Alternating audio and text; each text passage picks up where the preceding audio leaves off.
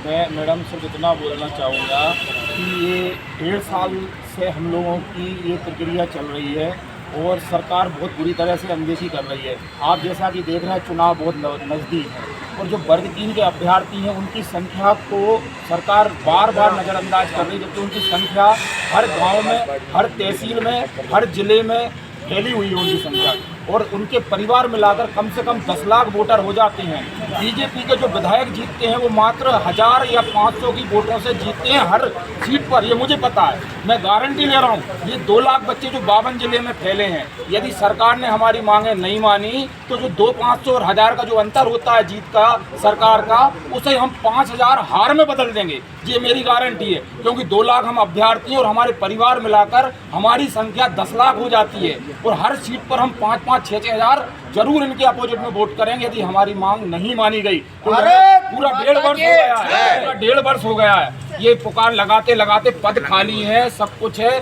शिक्षा मंत्री जी खुद ऐसे बयान दे देते हैं कि हम लोग बिल्कुल पूरी तरह से निराश हो जाते हैं।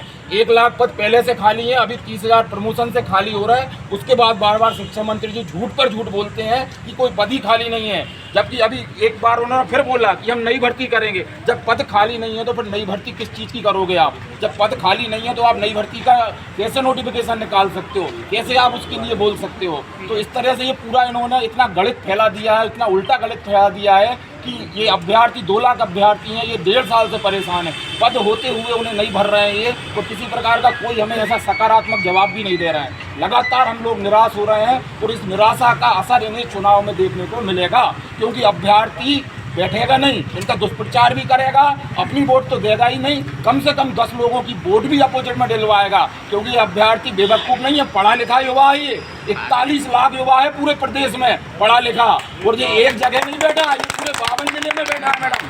ये बीजेपी आज जिस प्रकार से 1990 में कांग्रेस को घमंड हो गया था कि अब हमारे अलावा देश में कोई सरकार आ ही नहीं सकती है, उसी प्रकार इस बीजेपी को घमंड हो गया, और ये घमंड ये हुआ उतारेगा।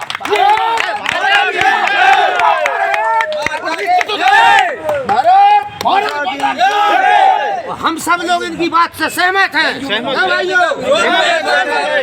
ये गुस्सा 1.5 साल का है, क्योंकि 1.5 साल से हम लगातार आ रहे हैं, लाखों रुपए खर्च कर चुके हैं, के सामने आया आके उसका गुस्सा है। ये सरकार के रवैये से तो यही लग रहा है कि कुछ भी कर लीजिए, हम मांगे पूरी नहीं करेंगे। वही बात मैं आपको बता रहा हूँ मैडम कि ये 1990 में जिस प्रकार से कांग्रेस तानाशाही हो गई थी, जब उसको घमंड हो गया था पूरे प्रदेश पूरे देशों में, उसकी पूरी गवर्नमेंट आ गई थी, वही का वही घमंड आज बीजेपी को हो गया। ये वो दिन भूल गए हैं अटल बिहारी वाजपेयी जब संसद में 2 सीटों के लिए चिल्ला रहे थे, अकेले भूल गए। ये अटल बिहारी वाजपेयी का वो दिन भूल गई बीजेपी, और जो चीज तेजी से फैलती है उतनी तेजी से गिरती है। जैसे कोरोना तेजी से फैला था और खत्म हो गया, वैसे ही बीजेपी तेजी से फैली जरूर है, सिमट भी जाएगी। हम लोग नौकरी पर नहीं लग पाए तो ये लोग भी बेरोजगार होंगे, और अब हमारा अगला उद्देश्य ही वो है। हम जैसी आचार संहिता लगेगी और हमारी मांग पूरी नहीं हुई, अब हम गांव-गांव, जिले-जिले, तहसील बीजेपी को हराने का काम करेंगे, और अब हमारा कोई उद्देश्य नहीं बचा है।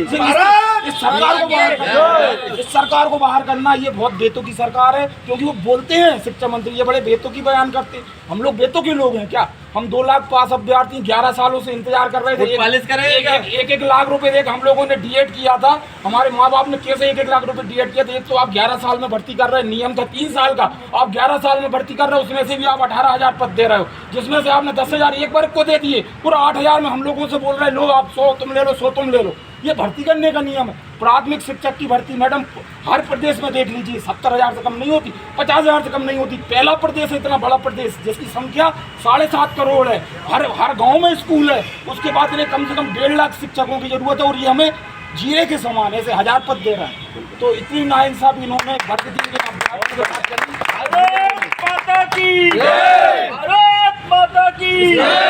इसका जवाब सरकार को मिलेगा। अभी भी समय है, हमारी मांगे मान लेते हैं। हम बीजेपी के ही वोटर हैं, 2 लाख लोग, सब हम बीजेपी को ही वोट करते आ रहे हैं जिंदगी से। मैं मोदी का बहुत बड़ा फैन हूँ, मैं बीजेपी का ही वोटर हूँ। मेरे माता, मेरे पिता, मेरा पूरा परिवार बीजेपी का वोटर है, और हम आगे भी रहेंगे। हम जब निवेदन कर रहे हैं, हमारी बात नहीं मानेंगे तो हम लोग क्या करें?